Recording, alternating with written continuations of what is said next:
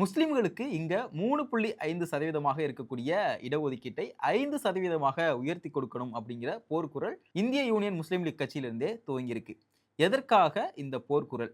இது ஒரு புறம் இருந்தாலும், இன்னொரு தரப்பினர் இந்த 3.5% இடஒதுக்கீடை குடுத்தாங்க அப்படின்னா, இங்க இருக்கக்கூடிய இந்துக்களுக்கு கிடைக்கக்கூடிய பிரதிநிதித்துவம் ஏற்கனவே இந்த 3.5%னால கிடைக்காம போயிருக்கு. சோ, இத இன்னும் அதிகப்படுத்தி 5% குடுக்குறாங்க அப்படின்னா, இங்க இருக்கக்கூடிய இந்துக்கள் இளிச்சவாயன்களா? இங்க இருக்கக்கூடிய இந்துக்களுக்கான பிரதிநிதித்துவம் என்னவா தான் இருக்கு? அப்படிங்கிற மாரியான கேள்விகள் இன்னொரு தரப்புல இருந்து வைக்கப்படுது. இதையெல்லாம் ஒதுக்கி வச்சுட்டு, அரசியல் ரீதியாக மேற்கு வங்கத்த கவனிச்சோம் அப்படின்னா, அங்க மேற்கு வங்கத்துல தன்னை மேற்கு வங்கத்தினுடைய சிங்கம், எங்க கட்சிய எந்த ஒரு கட்சியாலும் அசைத்து பார்க்க முடியாது. மக்களுக்கு எதிரான ஒரு காட்டாட்சியை நடத்திக்கிட்டு இருந்த மம்தா பானர்ஜி அவர்களுக்கு சம்மட்டி அடி விழுந்திருக்கு. அங்க மம்தா பானர்ஜி அவர்கள் மிகப்பெரிய ஒரு கிரைசிஸான சிச்சுவேஷன்ல இருக்காங்க. ஒரு சித்தாந்தம் இல்லாத ஒரு கட்சி, வாரிசு அரசியலை முன்னிறுத்தி அரசியல் செய்யக்கூடிய கட்சிக்கு எந்த நிலைமை ஏற்படும் அப்படிங்கிறதுக்கு மிகச்சிறந்த உதாரணமாக மம்தா பானர்ஜி அவர்கள் இப்ப இருந்துட்டு இருக்காங்க. அந்த கட்சியவே இன்னைக்கு அவங்களால காப்பாற்ற முடியுமா அப்படிங்கிற ஒரு சிச்சுவேஷன்ல தான் மம்தா பானர்ஜி அவர்கள் போய் கொண்டிருக்காங்க. சரி, மேற்கு வங்காளம் தான் இப்படி இருக்கு. இண்டி கூட்டணியில இருக்கக்கூடிய உத்தவ் தாக்கரே அவருடைய பிரிவு என்னவா இருக்கு அப்படின்னு போய் பார்த்தோம்னா, அந்த கட்சியில இருக்கக்கூடிய 9 எம்பிக்களுக்கு அழைப்பு விடுத்திருக்காரு உத்தவ் தாக்கரே ஒரு கூட்டத்தை ஏற்பாடு பண்ணி. ஆனா அந்த கூட்டத்துல அவருடைய ஆதரவு எம்பிக்கள் கருதப்படக்கூடிய 9 எம்பிக்களும் கலந்துக்கல. 4 எம்பி மட்டும் தான் கலந்திருக்காங்க. மீத 5 எம்பிக்கள் அந்த கூட்டத்தை புறக்கணிச்சிருக்காங்க அப்படிங்கிற மாதிரியான செய்திகள் வருது. சரி, இதையெல்லாம் ஒரு புறம் ஒதுக்கி வச்சுட்டு தமிழக அரசியல்ல என்ன நடந்துகிட்டு இருக்கு? ஏன்னா 2026 சட்டப்பேரவை தேர்தலுக்கு பிறகாக நிறைய மாற்றங்கள் நடந்திருக்கு. குறிப்பா இங்க இருக்கக்கூடிய நிறைய அரசியல்வாதிகளுக்கு நம்ம இனிமேல் அரசியல்ல நீடிக்கணுமா அப்படிங்கிற மாதிரியான முடிவுகளை கூட எடுக்க வச்சிருக்கு. அதற்கு மிகச்சிறந்த உதாரணம் திரு பிடிஆர் பழனிவேல் தியாகராஜன் அவர்கள். பாரம்பரிய அரசியல் குடும்பத்திலிருந்து வந்த ஒரு நபர் அவர். அவரையே இந்த நிலைமைக்கு தள்ளியிருக்கு இந்த 2026 சட்டப்பேரவை தேர்தல். திமுக எதிர்ப்பு அப்படிங்கிற அந்த ஒற்றை புள்ளிய மட்டுமே வச்சு இங்க அரசியல் செஞ்சுக்கிட்டு இருந்த அனைத்து இந்திய அண்ணா திராவிட முன்னேற்றக் கழகம் இன்றைக்கு ஒரு முக்கோண சிக்கல்ல மாட்டிக்கிட்டு, அதனுடைய தலைவரா இருக்கக்கூடிய திரு எடப்பாடி பழனிசாமி அவர்கள் மாட்டிக்கிட்டு முழிக்கிறார்ன்னு கூட சொல்லலாம். அவரால இந்த கட்சிய இனி சர்வைவலுக்கான ஒரு ப்ராசஸ்க்குள்ள கொண்டு போக முடியுமா அப்படின்னு கேட்டா, மிகப்பெரிய ஒரு கொஸ்டின் மார்க் இருக்கு. அவரால அவருடைய பொதுச் செயலாளர் பதவியவே காப்பாத்திக்க முடியுமாங்கிற நிலைமையில தான் இருக்கு அந்த கட்சி. ஒரு புறம் சி.வி. சண்முகம் அவர்கள், இன்னொரு புறம் சி. விஜயபாஸ்கர் அவர்கள் கேள்வி எழுப்பிட்டு இருக்காங்க. அந்த கட்சியில ஏற்கனவே ஒரு பிளவ சந்திச்சிருந்தது. அதிமுகல என்ன நடக்குது அப்படிங்கிறதையும், அமைச்சர் திரு ஷாஜகான் அவர்கள் என்ன பேசினாரு அப்படிங்கிறது குறித்தும் இந்த காணொலியில விரிவா பார்க்க போறோம். ஜூன் 14 அன்னைக்கு சமூக நலத்துறை அமைச்சரா இருக்கக்கூடிய திரு ஷாஜகான் அவர்கள் பேசின பேச்சு அப்படிங்கிறது மிகப்பெரிய அளவுல பேசுபொருளாகி இருக்கு. 25 ஆண்டு காலமாக சிறையில வாடக்கூடிய கைதிகளை விடுவிக்கணும் அப்படின்னும், சிறுபான்மை மக்களுக்கு இருக்கக்கூடிய இந்த 3.5% இடஒதுக்கீட்டை உயர்த்தி 5% உயர்த்தி கொடுக்கணும் அப்படிங்கிற ஒரு விஷயத்தை முன்வைக்கிறாரு. இதற்கு பல தரப்பிடமிருந்து நிறைய எதிர்ப்புகளுமே வந்திருந்தது. குறிப்பா தமிழ்நாடு பாஜக ஒரு கேள்வி முன் வச்சிருக்காங்க. அதாவது, இங்க நீங்க முஸ்லிம்களுக்காக 3.5% இருக்கக்கூடிய இந்த இடஒதுக்கீட்ட 5% மாத்தி கொடுக்குறீங்க அப்படின்னா, இங்க ஏற்கனவே இஸ்லாமியர்களுக்கு 3.5% இடஒதுக்கீடு கொடுப்பதனால, இங்க பிற்படுத்தப்பட்ட இந்து மக்களுக்கு இங்க பிரதிநிதித்துவம் கிடைக்குது இல்ல. இதை நீங்க இன்னும் 5% உயர்த்துறீங்க அப்படின்னா, இங்க இந்துக்களுக்கான உரிமைகளை பறிக்கப்படுவது இல்லையா? சோ இதுதான் நீங்க மதச்சார்பற்ற ஆட்சி நடத்துறதா? சோ இதையெல்லாம் முதலமைச்சர் இருக்கக்கூடிய விஜய் அவர்கள் காது கொடுத்து கேட்டுட்டு இருக்காரா? அப்போ இங்க இருக்கக்கூடிய மற்ற மக்கள் எல்லாம் யாருமே உங்களுக்கு வாக்களிக்கலையா? இந்த மாதிரியான நிறைய கேள்விகள தாவேக்காவை நோக்கியும், விஜய் அவர்களை நோக்கியும் முன்வைக்கிறதா பார்க்க முடியுது. இங்க நமக்கு என்ன கேள்வி எழுதுனா, அந்த கைதிகள் செய்த தவறுக்கு தானே இங்க நீதிமன்றத்தால தண்டனை கொடுக்கப்பட்டிருக்கு. அவங்கள பாவம் பார்த்து விடுதலை செய்வதற்கு அவங்க என்ன புனிதர்களா? அப்படிங்கிற ஒரு கேள்வி தான் நமக்குள்ள எழுது. தமிழக அரசியல்ல நீண்ட காலம் தமிழகத்தை ஆண்ட ஒரு கட்சி அதிமுக. அந்த கட்சி இன்றைக்கு ஒரு முக்கோண சிக்கல்ல சிக்கி தவிச்சுக்கிட்டு இருக்கு. அதனுடைய பொதுச் செயலாளரும் கூட.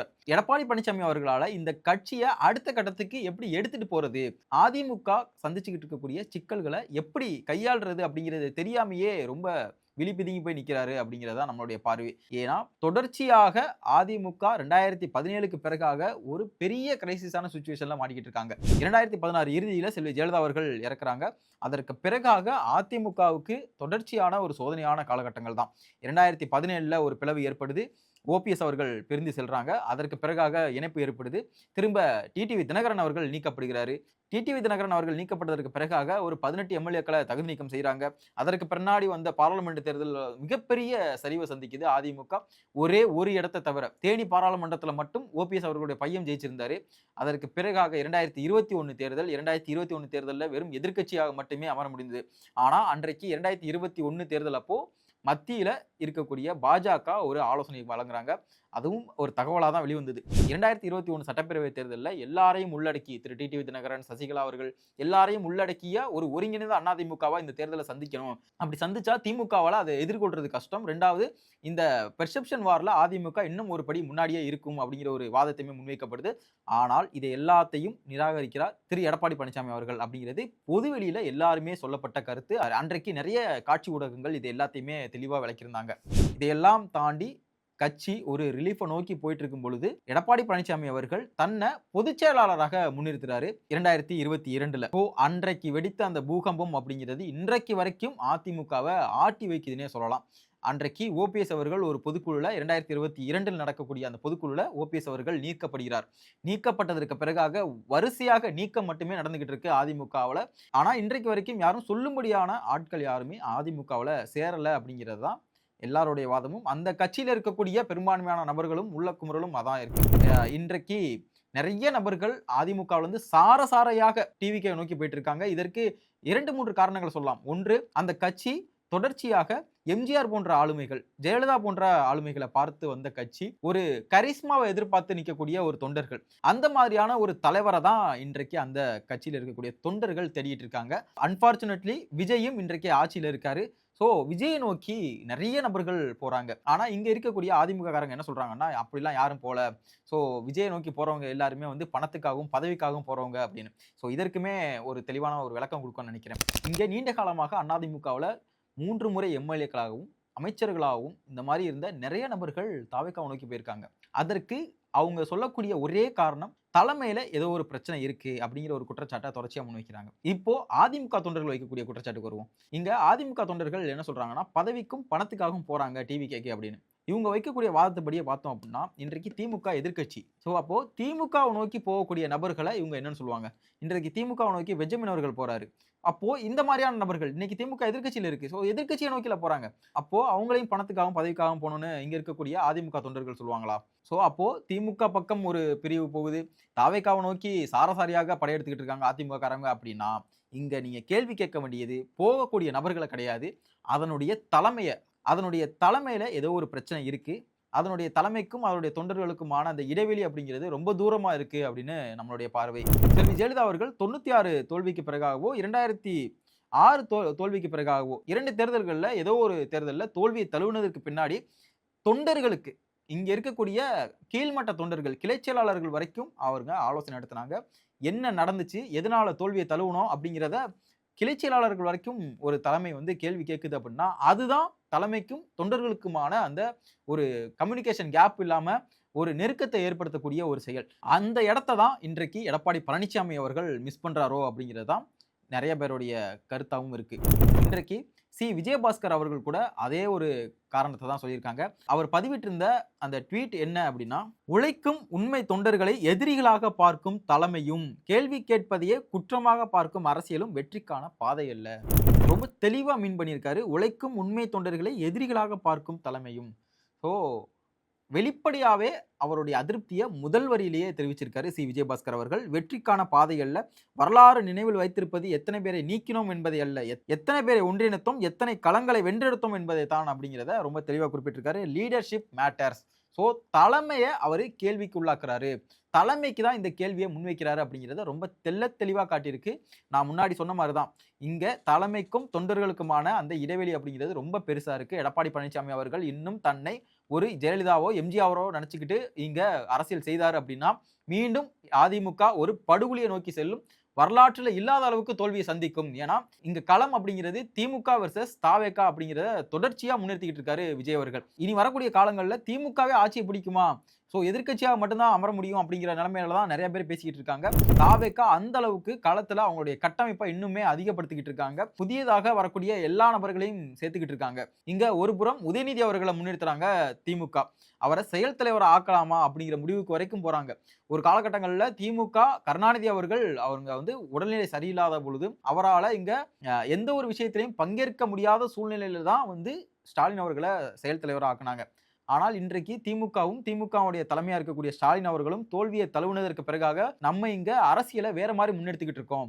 சோ இனி வரக்கூடிய காலங்கள் இளைஞர்களுக்கான காலம். அதை உணர்ந்து இன்றைக்கு உதயநிதியை செயல் தலைவர் ஆக்கலாம், இளைஞர்களை முன்னிறுத்தி அரசியல் பண்ணலாம் அப்படிங்கிற நோக்கி நகர்ந்திருக்காங்க. இன்னொரு புறம் அண்ணாமலை அவர்கள் பாஜகவை இங்க தமிழகத்துல ஒரு பேசுபடு பொருளாகவும் எனி டைமும் மீடியாவுடைய வெளிச்சம் படும்படியாக வச்ச ஒரு நபர் அப்படின்னு பார்த்தோம்னா அண்ணாமலை அவர்கள் இன்றைக்கு வீத லீடர்ஸ் அப்படிங்கிற ஒரு இயக்கத்தை ஆரம்பிச்சிருக்காரு. அவருமே வருங்காலத்துல அது அரசியல் இயக்கமாக மாறுவதற்கான எல்லா விஷயங்களுமே முன்னெடுத்துக்கிட்டு இருக்காரு. அடுத்ததா பார்த்தோம்னா கட்சியை ஆரம்பித்த 2 வருடங்கள்ல ஆட்சியை பிடிக்கக்கூடிய மிகப்பெரிய வரலாற்று சாதனையை படைச்சிருக்காங்க தாவேகா. அவங்களுடைய தலைமை விஜயாக இருக்கிறார். அவருமே இன்னும் ஒரு 30 வருடங்களுக்காவது தமிழக அரசியல்ல இல்ல ஒரு பேசுபடும் பொருளாக தான் இருப்பாரு. சோ இப்படி இருக்க சுச்சுவேஷன்ல அதிமுகவோட தலைமை பார்த்தோம் அப்படின்னா இனி வருங்காலத்துல இளைஞர்களுக்கான அரசியலை முன்னெடுக்கிறதுக்கு யார் இருப்பாங்க அப்படிங்கிறதே ஒரு மிகப்பெரிய கேள்விக்குறியா இருக்கு. இந்த நிலையில தான் அதிமுக தமிழகத்துல அரசியல் பண்ணியிருக்காங்க. 2026 சட்டப்பேரவை தேர்தலுமே சந்திச்சிருக்காங்க. இன்னமும் இங்க திமுக எதிர்ப்பு அப்படிங்கிறது அதிமுகவுக்கு மட்டும்தான் பொருந்தும், அதிமுகவுக்கு தான் அந்த திமுக எதிர்ப்பு வாக்குகள் அப்படிங்கிறது வரும் அப்படின்னு இபிஎஸ் அவர்கள் நினைச்சு அரசியல் பண்ணாரு அப்படின்னா அது மிகப்பெரிய ஒரு மைனஸ் பாயிண்டா தான் அதிமுக அமைய போகுது. இதை வெளிப்படையாக காட்டக்கூடிய விஷயம் என்ன அப்படின்னா இப்போ 2 நாட்களுக்கு முன்னாடி நினைக்கிறேன் காஞ்சிபுரம் மாவட்ட செயலாளர்களுக்கான அந்த ஆலோசனை கூட்டம் அதிமுகவுடைய தலைமை அலுவலகத்தில் நடக்குது. பொதுவா அதிமுக அலுவலகத்துக்கு எடப்பாடி பழனிசாமி அவர்கள் வர்றாரு அப்படின்னாலே இந்த சென்னை மாவட்ட செயலாளர்கள் குறிப்பா ராஜேஷ் அவர்களா இருக்கட்டும், விருகை ரவி அவர்களா இருக்கட்டும், டி நகர் சத்யா அவர்களா இருக்கட்டும், இவங்க எல்லாருமே தலைமை அலுவலகத்துக்கு போகக்கூடிய நபர்கள். ஆனா எல்லாருக்குமே ஒரு கேள்வி நடந்தது காஞ்சிபுரம் மாவட்ட செயலாளர் ஆலோசனை கூட்டம். சோ இதற்காக எதற்குப்பா இங்க இருக்கக்கூடிய சென்னை மாவட்ட செயலாளருக்கு எதுக்கு கலந்து கொள்ளணும் அப்படிங்கிற கேள்வி எழும். ஆனா வழக்கமாக என்ன ஒரு கூட்டம் நடந்தாலும் சரி இபிஎஸ் அவர்கள் வந்தாலே இந்த நபர்கள் எல்லாருமே அங்க இருப்பாங்க தலைமை கழகத்துல. ஆனா நேற்று 2 நாட்களுக்கு முன்னாடி நடந்த அந்த ஆலோசனை கூட்டத்துல இவங்க யாருமே வர கிடையாது. இவங்க யாருமே இபிஎஸ் அவர்கள் வந்து சந்திக்கவும் இல்லை. இன்றைய தேதி வரைக்கும் தேர்தல் முடிந்த இன்றைய தேதி வரைக்கும் சி விஜயபாஸ்கர் அவர்களா இருக்கட்டும், சி வி சண்முகம் அவர்களாக இருக்கட்டும், எம்ஆர் விஜயபாஸ்கர் அவர்களாக இருக்கட்டும், இவங்க யாருமே இன்றைக்கு வரைக்கும் இபிஎஸ் அவர்களை சந்திக்கவே இல்லை. சோ தலைமை மீதான அதிருப்தியை வெளிப்படையா அந்த கட்சியினுடைய 2ஆம் கட்ட தலைவர்கள் காட்டிக்கிட்டு இருக்காங்க. எஸ்பி வேலுமணி அவர்கள், தங்கமணி அவர்கள், இப்படி நிறைய நபர்களை சொல்லலாம். இவங்க யாருக்குமே இன்றைக்கு வரைக்கும் பதவியை கொடுக்காம இபிஎஸ் அவர்கள் வச்சிட்டு இருக்காரு. சோ இதுவே இந்த கட்சியில் இருக்கக்கூடிய 2ஆம் கட்ட தலைவர்களுக்கு மிகப்பெரிய ஒரு அதிருப்தி ஏற்படுத்தியிருக்கு. தன்னை ஒரு ஜெயலலிதாவாகவே உணர்ந்து இபிஎஸ் அவர்கள் செயல்பட்டுக்கிட்டு இருக்காரு அப்படிங்கிற ஒரு முகசுளிப்புக்குமே ஆளாயிருக்காங்க 2ஆம் கட்ட தலைவர்கள். அதிமுகவை கடந்த காலகட்டங்களை ஏத்துக்கிட்ட பெரும்பான்மையான மக்கள் இன்றைக்கு அப்படியே அவங்களுடைய ரூட்டை தாவேகா பக்கம் திருப்பியிருக்காங்க. இதற்கு தெளிவான உதாரணம் இந்த 2026 சட்டப்பேரவை தேர்தல் அப்படிங்கிறது. மதுரையில அவங்களுடைய மூத்த தலைவர்கள் சொல்லக்கூடிய செல்லூர் ராஜு தோற்கிறாரு, திருப்பரங்குன்றத்துல ராஜன் செல்லப்பா தோற்கிறாரு, ஆர்பி உதயகுமார் தோல்வியை தழுவுறாரு. இப்படி நிறைய விஷயங்களை சொல்லலாம். மதுரை மாவட்டம் முழுக்க அதிமுகவுக்கு ஒண்ணுமே இல்லாம தொடர்ச்சி எறிஞ்சிட்டு போயிட்டாங்க டிவிகே. ஒரே ஒரு தொகுதி திருமங்கலம் தொகுதியில சேடப்பட்டி முத்தையா அவர்களுடைய மகன் சேடப்பட்டி மு மணிமாறன் அவர்கள் ஜெயிக்கிறாரு. இதற்கு அடுத்தபடியாக விருதுநகர்ல அங்க அதிமுகவுக்கான ஸ்பேஸே இல்லாம திமுகவும் தாவேகாவும் மட்டுமே ஜெயிச்சிருக்காங்க. ராமநாதபுரத்தை எடுத்துக்கிட்டோம் அப்படின்னா ராமநாதபுரத்துல ஒரு தொகுதி கூட ஜெயிக்க முடியல அதிமுகவினால. தொடர்ச்சியாக 2 சட்டமன்ற தேர்தலில் அதிமுக ராமநாதபுரத்துல படுதோல்வியை சந்திச்சிருக்காங்க. கிட்டத்தட்ட அதிமுகவை கொண்டு போய் சவக்குழியில தள்ளியிருக்காங்க அங்க இருக்கக்கூடிய நிர்வாகிகள். தொடர்ச்சியாக 2 சட்டமன்ற தேர்தலில் ஒரு மாவட்டத்துல ஒரு தொகுதியை கூட ஒரு கட்சியினால ஜெயிக்க முடியல அப்படின்னா அந்த கட்சியை முழுவதுமாக மக்கள் புறக்கணிக்கிறாங்க அப்படிங்கிறது தான் அர்த்தம். சிவகங்கையில 2021 சட்டப்பேரவை தேர்தலில் சிவகங்கை சட்டமன்ற தொகுதி மட்டும் ஜெயிச்சிருந்தாங்க. ஆனால் இன்றைக்கு என்ன நிலைமை அப்படின்னா அதிமுகவுக்கு அங்க ஒரு தொகுதி கூட அங்க சிவகங்கையில கிடையாது. இன்றைக்கு தென் மாவட்டம் முழுவதும் எடுத்துக்கிட்டோம் அப்படின்னா கன்னியாகுமரியில தலவாய் சுந்தரம் அவர்கள் ஜெயிக்கிறாரு. சங்கரங்கோயில்ல திலீபன் ஜெய்சங்கர்னு சொல்லிட்டு ஒரு நபர் அவர் ஜெயிச்சிருக்காரு. இதை தாண்டி சொல்லும்படியாக ஜெயிச்ச தொகுதிகள் பார்த்தா 0 அதிமுக. திருநெல்வேலி, விருதுநகர், ராமநாதபுரம், சிவகங்கை, மதுரை அப்படின்னு தென் மாவட்டத்தை அவங்களுக்கான ஸ்பேஸே இல்லாம இழந்துகிட்டு இருக்காங்க அதிமுக. இந்த நிலைமையில தான் இன்றைக்கு அந்த கட்சி இருக்கு. இதை தான் சி வி சண்முகம் அவர்கள் தெளிவாக சொன்னாங்க பத்திரிகையாளர் சந்திப்புல. பாமக மட்டும் இன்றைக்கு கூட்டணியில இல்ல அப்படின்னா எடப்பாடி பழனிசாமி அவர்கள் இன்றைக்கு ஜெயிச்சிருக்க மாட்டார், அவரே தட்டு தடுமாறி தான் ஜெயிச்சிருப்பாரு அப்படிங்கிற ஒரு விஷயத்த. இது முற்றிலுமாக உண்மை. ஏன்னா நீங்க நல்லா எடப்பாடி தொகுதியை எடுத்து அனலைஸ் பண்ணா தெரியும், பாமகவோட ஓட்டும் அதிமுகவுடைய ஓட்டும் சேர்ந்தால் மட்டும்தான் அந்த அளவுக்கான ஒரு லார்ஜர் நம்பர் கிடைக்கும். பாமகவுடைய ஓட்டு முழுமையாக அதிமுகவுக்கு டிரான்ஸ்பர் ஆகியிருக்கு. அப்படியே வட மாவட்டங்கள் முழுவதும் எடுத்துக்கிட்டோம் அப்படின்னா நிறைய இடங்கள்ல வன்னியர் ஓட்டு வந்து அதிமுகவுக்கு கை கொடுத்துருக்குன்னே சொல்லலாம். குறிப்பா திருவண்ணாமலை மாவட்டம் எடுத்துக்கிட்டாலும் சரி, தருமபுரி மாவட்டமா எடுத்துக்கிட்டாலும் சரி, இப்படி நிறைய இடங்களை சொல்லிட்டு போக முடியும். அதிமுகவுக்கு பாமகவுடைய ஓட்டு முழுமையாக டிரான்ஸ்பர் செய்யப்பட்டிருக்கு. அதை தான் சி வி சண்முகம் அவர்கள் தெளிவாக குறிப்பிட்டிருந்தாரு. ஆனா அவங்களுக்கு ஸ்ட்ராங் கோல்னு சொல்லக்கூடிய கொங்கு மண்டலத்துல துடைத்து எரிஞ்சிருக்காங்க தாவேகா அதிமுகவை. கோயம்புத்தூர்ல ஒரே ஒரு தொகுதி, அதுவும் தொண்டாமுத்தூர் தொகுதி. தொண்டாமுத்தூர்ல எஸ்பி வேலுமணி அவர்கள் அவருடைய சொந்த செல்வாக்குனால ஜெயிக்கிறாரு. சோ அப்படியே பார்த்தோம் அப்படின்னா, நாமக்கல்ல பரமத்தி வேலூர் மட்டும் ஜெயிக்கிறாங்க அதிமுக. கரூர்ல ஒரே ஒரு தொகுதி எம்.ஆர். விஜயபாஸ்கர். இந்த நிலைமைய ஒரு ஆண்ட ஒரு கட்சி, எதிர்க்கட்சியாக இருந்த ஒரு கட்சி சந்திக்குது அப்படின்னா, இனி வரக்கூடிய காலகட்டங்கள்ல ஒரு பகுதிக்கான கட்சியாக அதிமுக உருவெடுக்கும் அப்படிங்கிறதுல எள்ளளவும் சந்தேகம் இல்லை அப்படிங்கிறது தான் நம்மளுடைய கருத்து. சோ மக்களாகிய நீங்கள் இந்த 3.5% இடஒதுக்கீடை 5%மாக மாற்றணும், உயர்த்தி கொடுக்கணும் அப்படின்னு ஷாஜகான் அவர்கள் கூறிய கருத்தையும், அதிமுகவுடைய இந்த நிலைமைய பற்றி நீங்க என்ன நினைக்கிறீங்க அப்படிங்கிறதையும் கமெண்ட்ல சொல்லுங்க. நன்றி.